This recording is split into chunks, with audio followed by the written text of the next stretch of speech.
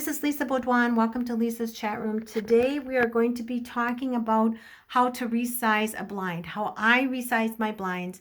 Again, I'm no expert. This is for entertainment purposes only. Whatever you do at your own risk and peril. If you follow me in my YouTube chat room, you'll find out that I have multiple mental conditions, plus I suffer from a horrible allergy to formaldehyde. I'll put a link about that below for the first video, but basically you can follow me, and what I'm doing is I'm trying to reduce that chemical from getting into my home. Also, when it gets into my home, I'm trying to clean up, but reduce that cleanup time because it is very stressful. So I have to make it where when I clean, I can clean as quickly as possible to get that out. So I go around and I assess the rooms. Again, I have more information on other videos about that, but here I'm doing my window. And what I'm going to do here is I've replaced the blind.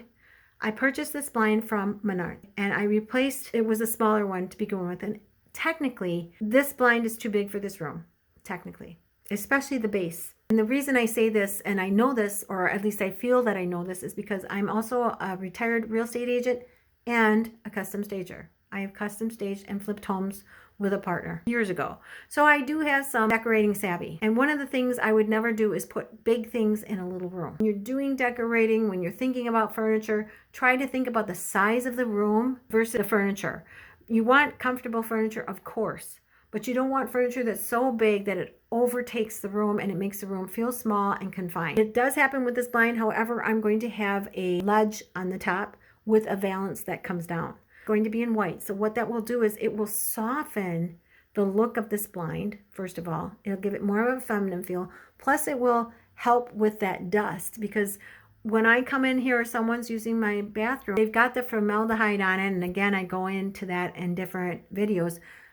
I think personally, and it's my opinion, that it's getting all over. It's like a dust and it's getting all over the place.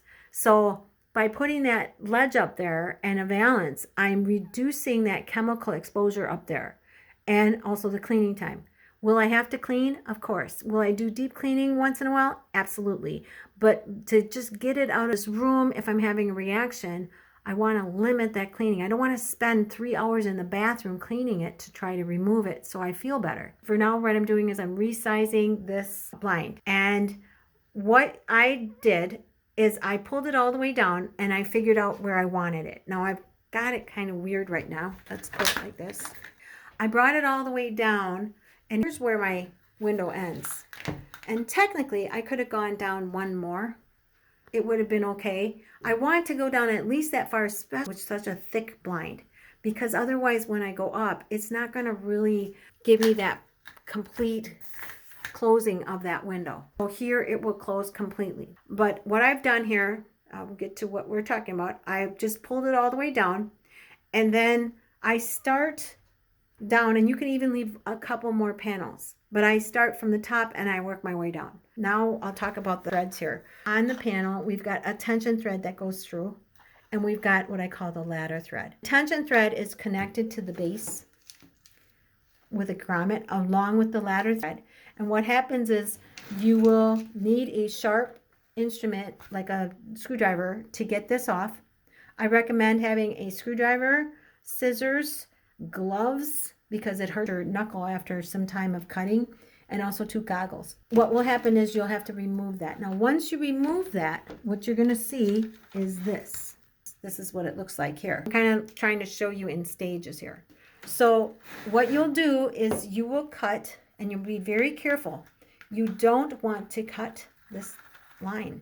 As a matter of fact, I suggest that you leave yourself an hour to do this. You need to focus, because if you cut that middle thread, it's going to be a pain. This is not the kind that has the tension threading that you can just rethread. This is a little bit different. You'd have to go out and watch a video if you mess this up. And again, an ounce of prevention is worth a pound of cure, right? Yes, absolutely. So here, what I did was I just would cut, I cut right here, and I would push these way over and back, and I held my finger there, and I got my scissors up in there, and I just clipped it to the slat there. And I clipped each one, and then I started over here and I snapped them. Just snap them, they snap off pretty easy. And then I go to the next one and next one. Now I'm all the way down. And what I did here was I don't remove this until I'm finished. And then I should have held this ladder out like this, away from that tension thread. And I should have cut it way down here and then cut each one of these rungs in half very carefully. Then it will look like this. That's the best thing to do. However, do not cut the rung under your final panel. You need that rung. See it? This rung right here. You need that to hold that panel up. Be very careful. If you cut it, you could probably somehow attach a thread to hold it up. Not the end of the world, but the end of the look, because it's going to change the whole look of your blinds. You're going to see it. Be very careful there, and then that's how I would do it. And as you can see, I have 2 halves of the ladder thread. What I will do is, once I take this off, I will bring this up. I will probably cut it to about here, and then I'll stuff it back in. See, and I can do that on this one too. There's no problem. This will fit in perfectly fine, but it's kind of short. It's better to wait till you're ready to do it than, and that's what happened. I just kind of did that right away, and then I'm like, wait a second, I should have waited. You'll pop that off, put this in, tighten it up, and put it back on. And what will happen then is you can then adjust your blind. My blind is going to sit like this.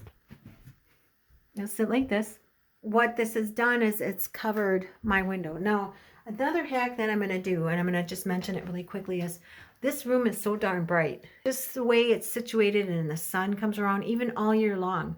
So what I'm going to do is I'm going to either buy dark film that you can put on the glass, and I'm going to put it right on the top half, or I'm going to take a piece of cardboard. I'll take a garbage liner and I'll line the cardboard with the garbage liner, and I'll put it in there, because you don't want to put cardboard or even wood in there without some protection, because it condensates. Windows condensate, and you don't want that. I was thinking I would do that and just have the film above. Now, why don't I have the film below? Because this is my fenced-in backyard. It's very private. Nobody can really see.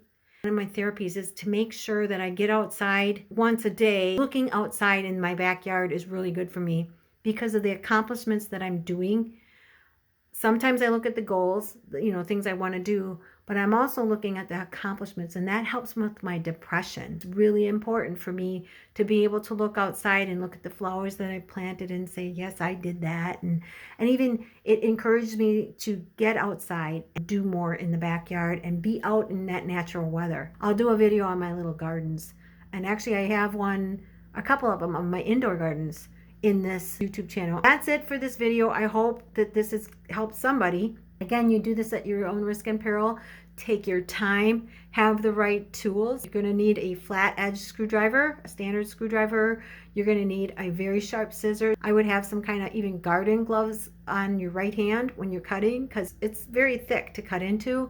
So some type of sharp tool to cut, but be very careful not to cut those tension lines. With that, please stay safe and stay healthy, and I'll see you again next time in Lisa's chat room.